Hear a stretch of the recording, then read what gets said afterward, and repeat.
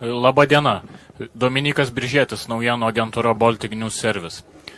Donaldas Trumpas paskelbė apie projekto Laisvė laikiną sustabdymą, kurio siekiama saugiai palydėti laivus per Hormuzo sąsiaurį.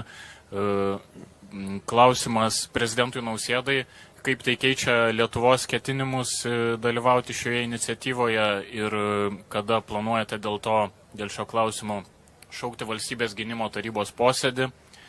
Ir klausimas prezidentui Navrockiui, ar Lenkija taip pat planuoja jungtis prie saugios laivybos užtikrinimo iniciatyvos ir kokiais būtent pajėgumais? Ačiū. Mam pytanie odnośnie cieśniny Ormus.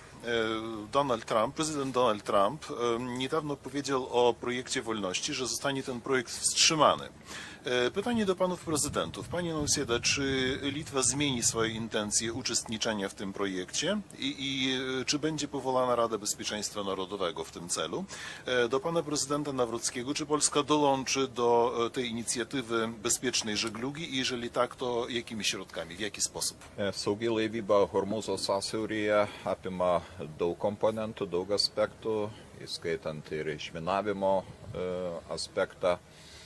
Mes nekartą esame sakę ir aš pats nekartą kartojau, kad negalima būti vien tik tai saugumo recipientais.